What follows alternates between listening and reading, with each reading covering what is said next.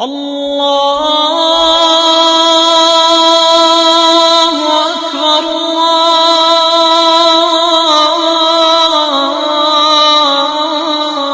الله أكبر. أعوذ بالله من الشيطان الرجيم. بسم الله الرحمن الرحيم.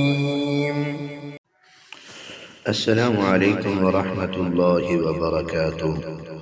گزشتہ سبق میں ہم نے معروف، مجہول، تعوض اور تسمیہ کے بارے میں پڑھا تھا. آج کا ہمارا سبق حرکات اور سورۃ الفاتحہ ہے کہ ہم آج ان کے بارے میں پڑھیں گے. سب سے پہلے ہم یہ پڑھتے ہیں حرکات 3 قسم کی ہوتی ہیں: زبر، زیر، پیش. حرکات کو کھینچنے، جھٹکا دینے اور مجہول پڑھنے سے بچایا جائے. کھینچنا: با زبر با، با زیر بی، با پیش بو، یہ کھینچنے کی حالت ہے.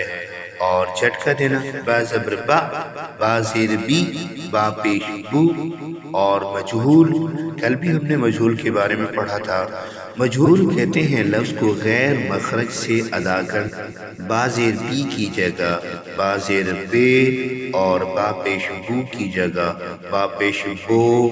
یہ مجہول پڑھنے کا طریقہ ہے، اس سے بچنا ضروری ہے. قرآن مجید کو تجوید کے ساتھ پڑھنا، اس کی کتنی اہمیت ہے، میں آپ کے سامنے چند جملے بطور مثال کے پیش کرتا ہوں. جس طرح ہم قرآن مجید میں پڑھتے ہیں قل هو اللہ احد. اب ہم نے یہاں پر قاف پڑھا ہے جو کہ موٹا ہے. قل اس کا معنی ہے کہ آپ فرما دیجئے. اور اگر ہم یہاں پر قاف قلم کی جگہ کاف کتاب والا پڑھیں پھر لفظ ہوگا کل اور اس کا معنی ہوگا آپ کھاؤ. اسی طرح قاف قلم والے کے ساتھ قلوبنا ہمارے دل، اور کاف کتاب والے کے ساتھ قلوبنا ہمارے کتے.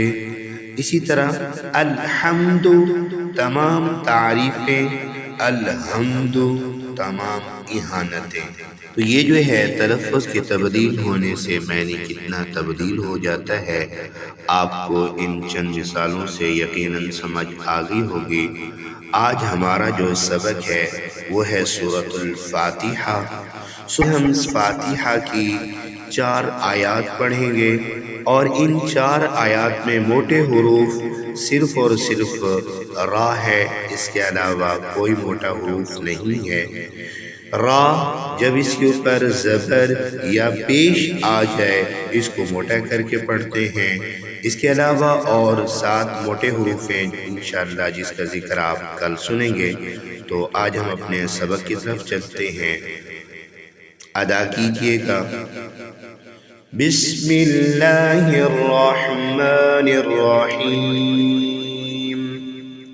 الحمد للہ رب العالمین.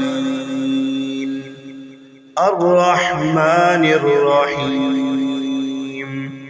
مالک یوم الدین. إياك نعبد وإياك نستعين. صدق الله العظيم.